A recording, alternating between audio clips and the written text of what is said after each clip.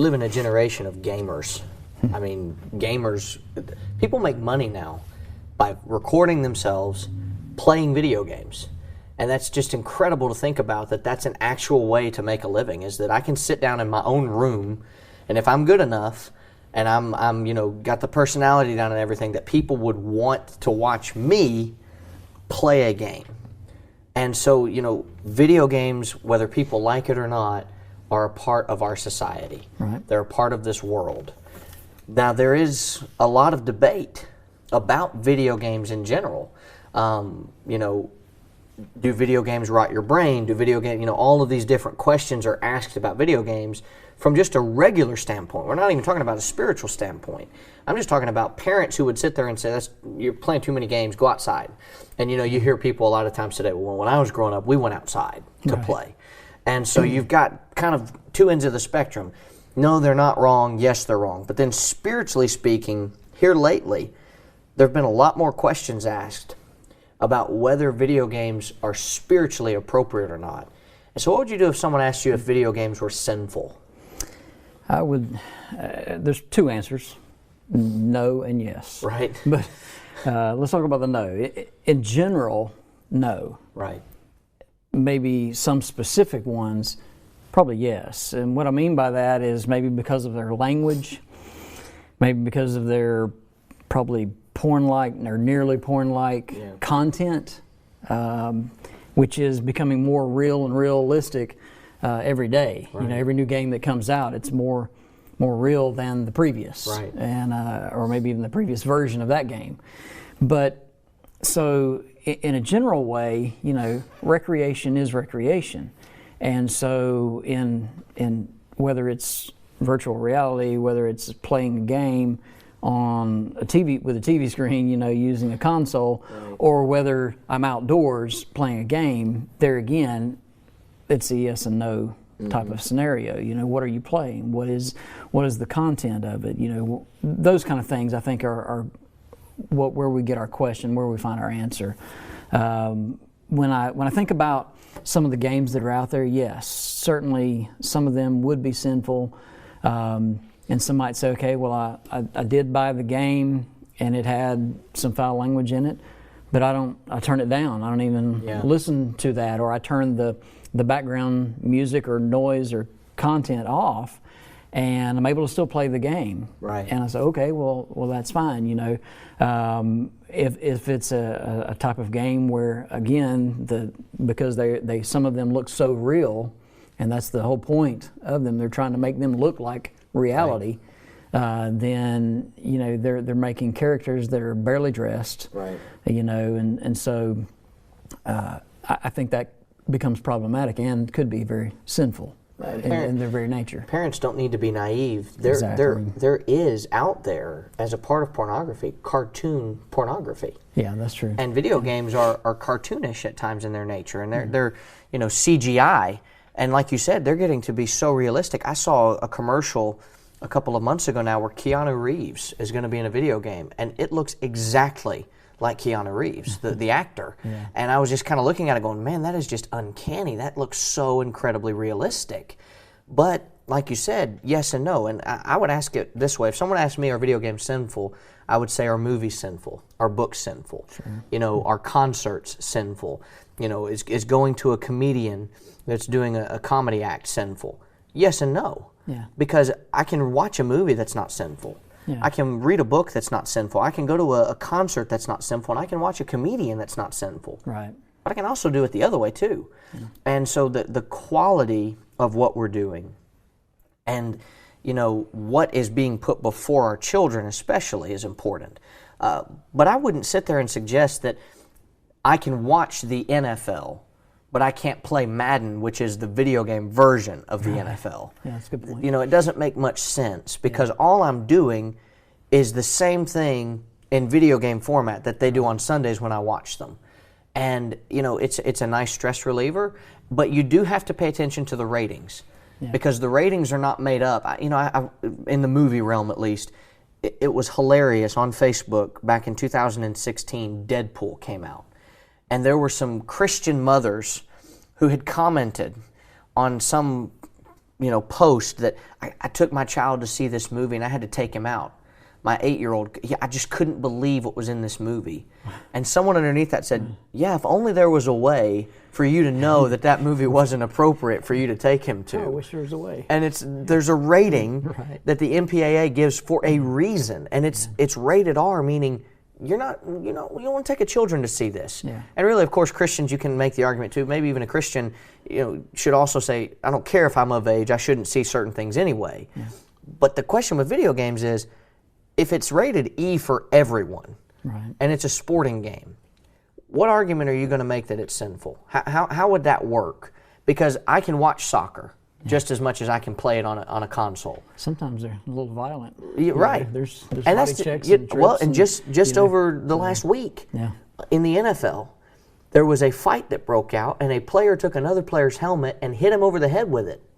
And I don't see that in Madden when I play it on the Xbox. Right. And so I can make the argument that video games in the sporting world are less violent than the ones that we see from time to time on TV on Sunday. Right. And so are they sinful? Well, yeah, at times.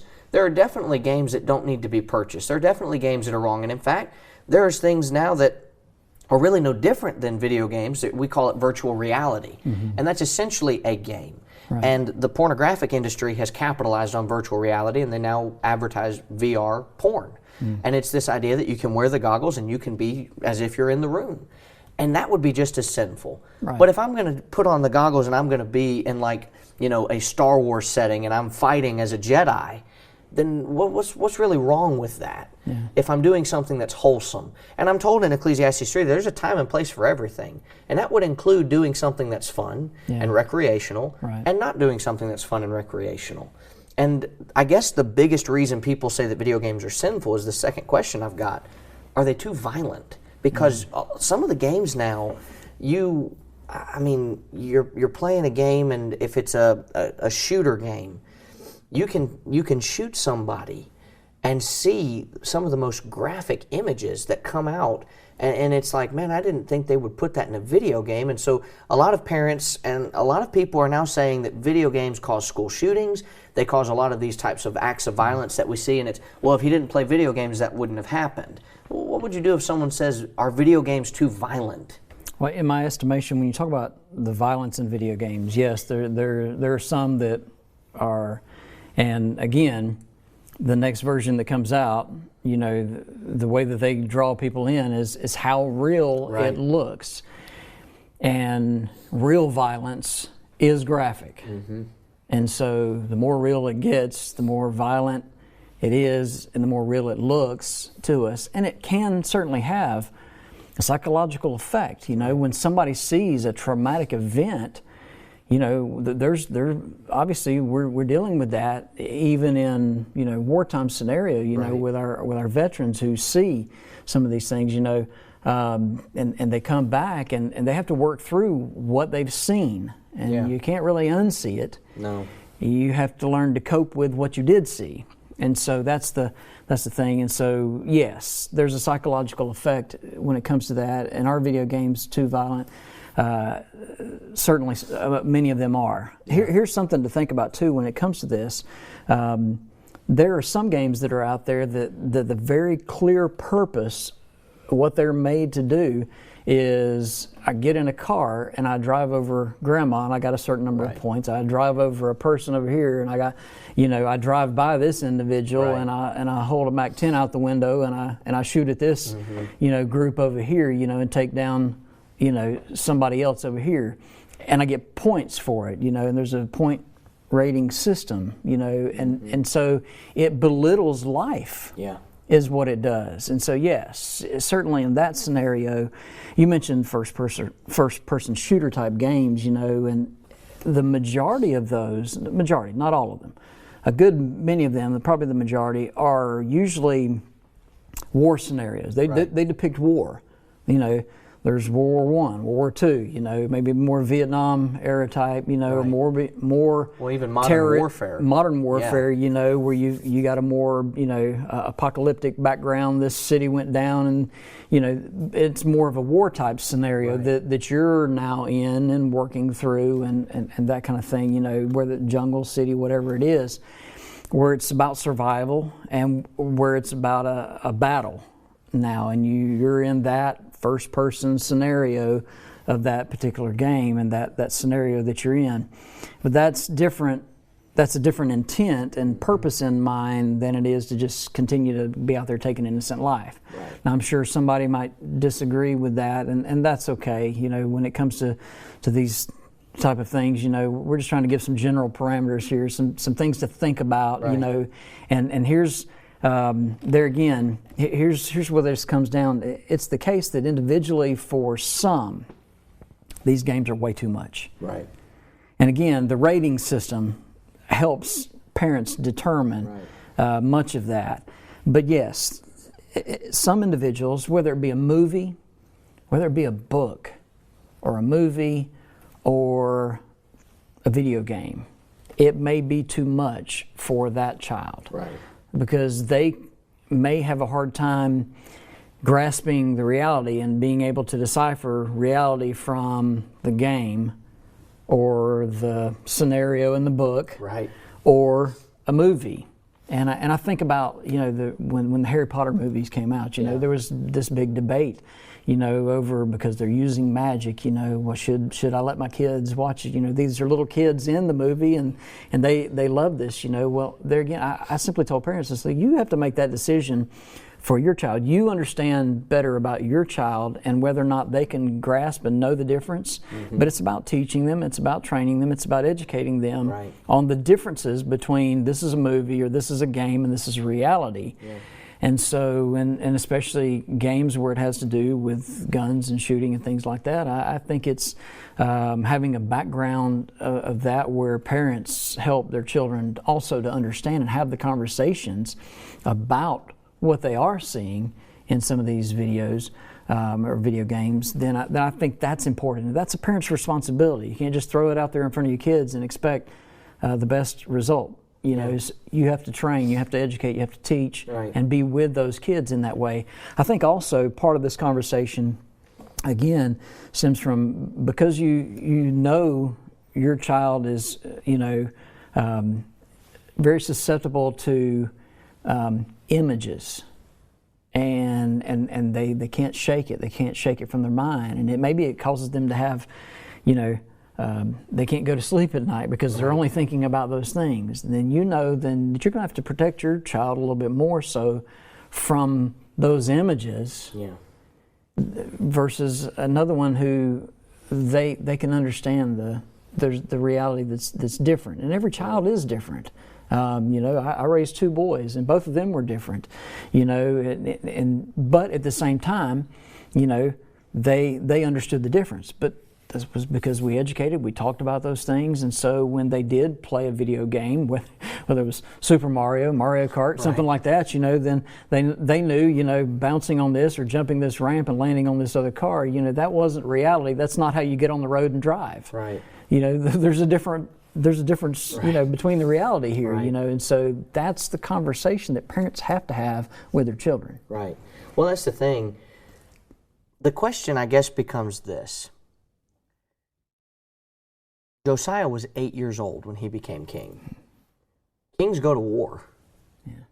So God allowing an 8-year-old to go to war is guaranteeing that Josiah at 8 years old, if they'd gone to war, would have seen things not on a video game screen, but in reality.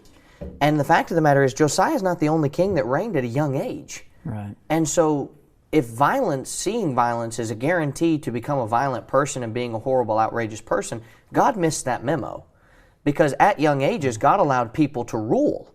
And it was a different time, and I understand all of that. But it's like you said, there's an understanding that takes place. And one thing, I don't know if any of the latest Call of Duty games did this, but they did it for a while. You could turn off the explicit content. Yeah.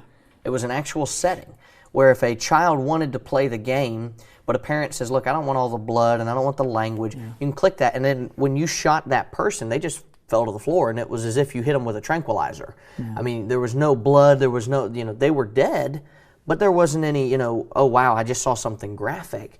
But something that you mentioned that kind of has stuck with me my whole life is, I remember one time I was playing that game, and I called my dad up and I said, check this out. And I was getting pretty good at the game, and I looked over, and my dad was looking very emotional. And I said, well, what's wrong? And he just looked at me and said, those were real people. Because what I was playing was a reenactment of World War II. And he pointed out, he said, the people that are being depicted here, there were really people who lived. They died. And their lives were lost over a silly cause, over something that was so foolish to fight over, and something that should have never needed to be fought over. Right. And that's always stuck with me, that, man, he's right. And it didn't change the idea of, I could still play a game, but I now understand, if I play a game like that, man, this is just awful to think that actually happened to people. And there were some very controversial things that I do think that Call of Duty ended up doing. There was one game where they actually had the option, they gave you the option at least, but they actually had the option for you to be a terrorist and shoot up an airport. And with all of the things that have happened, that might have been a mistake, obviously, with the certain things that happened, but I don't know that just because someone plays a game where a gun is involved that they are guaranteed to pick up a gun and go shoot somebody. Right. A hammer can be used as a tool and a weapon. Right. I've used a hammer a lot in my life to hammer nails into a wall and to do other things with it that are necessary with a hammer. I've never once looked at the hammer and said, you know what, I could go and do this. And I've even seen movies where people have done that. They've taken a hammer and used it against somebody. But I understand that that's not the right thing to do. And it's like you mentioned, you alluded to, training our children to understand right from wrong. But as I mentioned, video games too violent. I've played games before where I've been Spider-Man, and I've been swinging through New York City, and I land in a group of criminals, and I fight them, and I'm using the webs, and I'm doing all of these things, and it's a violent fight that's taking place. Yeah. But I've never sat there myself and said, you know what, I'm going to go do. I'm just going to swing through. I'm going to go swing on a rope, in front of and land in some criminals, and I'm going to take them on. Right. Because I understand it's a fantasy, and you mentioned Harry Potter. It's a fantasy. It's not reality. Right. And we have to teach our children that. And there has to be that understanding. Because if a child plays a game that is violent, he can easily sit there, if he doesn't understand the difference, if he's not been trained properly to know the difference, and say, well, hey, when I kill this guy, he just respawns. Yeah. So let me do that in real life. He's just going to respawn. And we have to be more realistic with teaching our children. Hey, it's a game. It's not reality. Right. And it's just like, I mentioned I play Madden. I won a lot of Super Bowls. Not in real life. Right. But, when I play the game, I can get to a point where I can win the championship game. Yeah. But I don't actually walk around and tell people, I've won some Super Bowls. Because it's not real. It's a fantasy. It's just something that I do to let off some steam. Right. When I want to relax. Just as the same as reading a book or watching a television show or a movie that's appropriate. And so video games can be too violent. And it's like you said, parents need to help train their children to understand what's right and what's wrong. And if we're not careful, we can have things askew in our minds. And I'll give a great example of this. Heath Ledger played the Joker and got so entrenched in that character that he ended up killing himself accidentally. He got so much involved in that role that he couldn't sleep at night. And he had to take medications to sleep, and he overdosed on the medication, and he died. And there was an individual who ended up going to Aurora, Colorado in 2012 when The Dark Knight Rises came out, and he was infatuated with the Joker. And he said, you know what? I'm going to go and I'm going to shoot up this movie theater. But the interesting thing is, while it destroyed midnight movies for a long time, no one actually sat there and said, you know what? No one logistically said, we need to pull The Dark Knight Rises. We can't play that movie. Because people understood that individual was just crazy. And he just didn't understand reality. Right. And that didn't mean that everybody wasn't going to understand reality. Yeah. But there is a serious precedent for parents that has been set to monitor what our children see and what they do and don't do. So what would you do if someone says parents aren't really supposed to monitor their children? I think they're foolish if that's the case. If we're not monitoring what our children are doing, we're setting them up for failure to begin with. Right.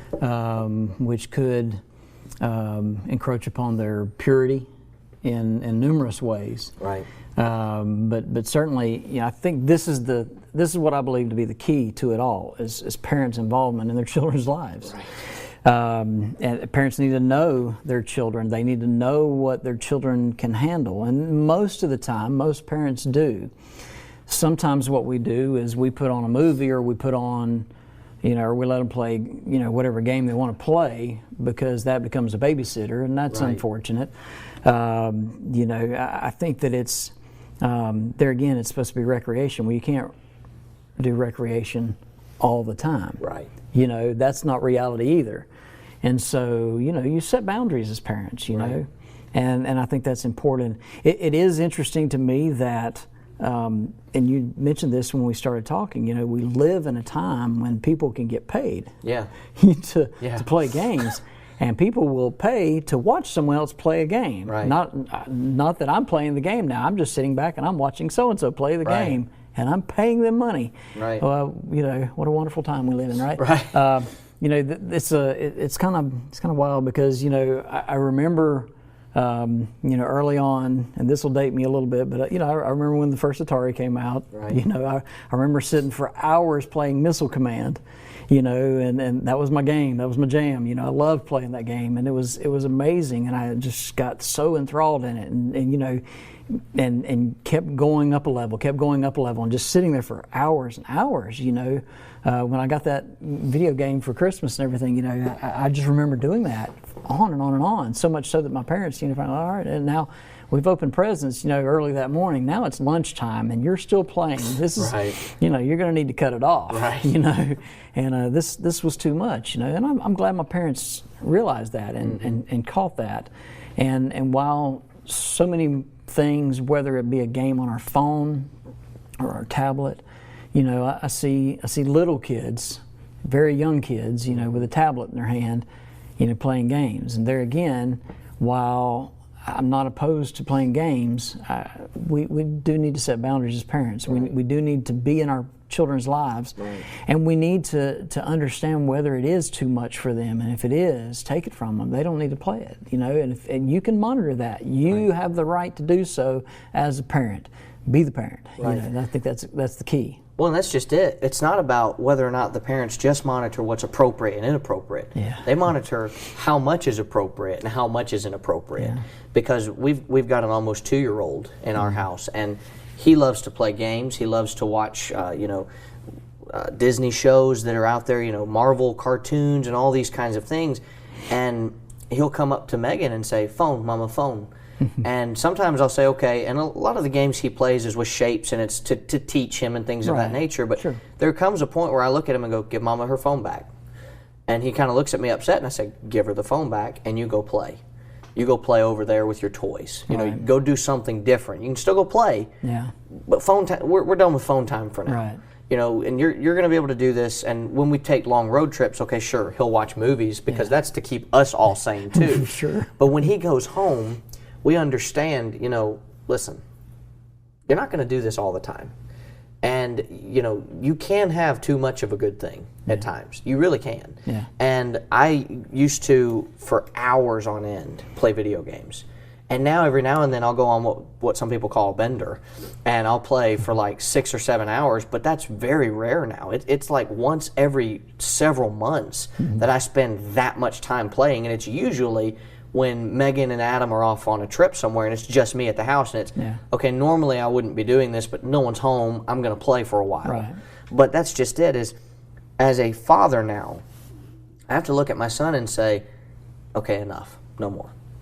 And when he gets older and he starts to want to play certain games too, I have to monitor them and see, in all honesty, if I would play them. And if I wouldn't play them, I don't think he needs to be playing them, if they're not appropriate, especially. And that's just it. A lot of parents now are taking this, backwards approach of saying, here's $20, go to the movies, and they don't care what they see, they don't care what they've done, or hey, go out and hang out with your friends, and then they come back and they ask no questions about where they've been. Right. They don't monitor the children at all, and they're cool parents, but cool parents end up raising the worst children. Yeah. And that's the problem, is God wants our parents in the world to say, I have an interest in what you do. and I want you to have a good quality life, but I'm not going to just sit by and let you do whatever you want. Right. You got any final closing comments as we kind of wrap it up? I would think that also in this, because this comes back to parents and responsibility and all those I think are important. But when I think about a parent's role in a child's life, ultimately, what is it we want? We want our children to go to heaven. We want to go to heaven. We want our children to go to heaven. We want our children to be safe. Right. We want them to grow up and learn the things that they need to know for life, for adulthood, but learn them in the age-appropriate ways. Right. And you mentioned a moment ago, Adam playing games that are educational. Right. They're helping him understand shapes and, soon, letters and numbers and all those things come into play, and as he's growing.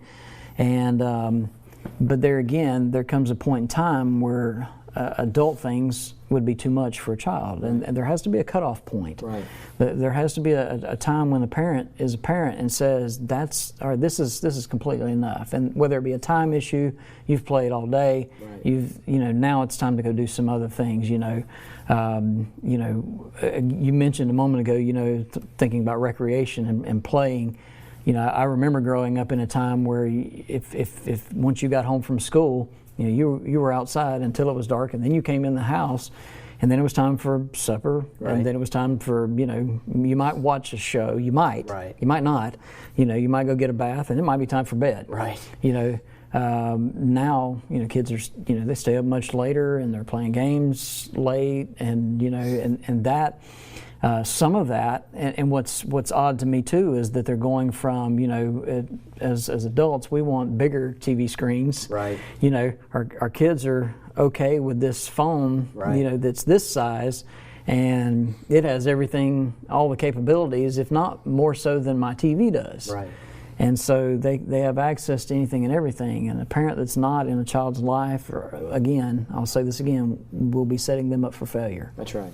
I remember when I was a kid, my mom and dad, there was a preview for the movie The Patriot with Mel Gibson that came on the TV. And I was infatuated with war movies. I loved watching battles, and I grew up in the era where people fought, and that was a really big part of movies, well before Marvel was doing what they're doing now. And I remember saying, I want to watch that movie. And I was told no. And I was kind of surprised by that, because normally if there was a movie out like that, I could watch it. Yeah. And then about 4 or 5 years went by, and they said, okay, you can watch the movie now. And we watched the movie, and we had an actual discussion about the movie when it was over. And Dad talked about the sanctity of life, and he talked about how, this is not something to be made light of. These people really lived, they really died, and this is a historical account of that. Right. And so it was a teachable moment where I watched the movie, but it was also this really happened. And we can treat video games that way when they're appropriate to do so. Sure. And to say, hey, you're going to play this game, but understand what really happened with it. And so video games sinful? No. But we can really, really put a problem if we're not careful.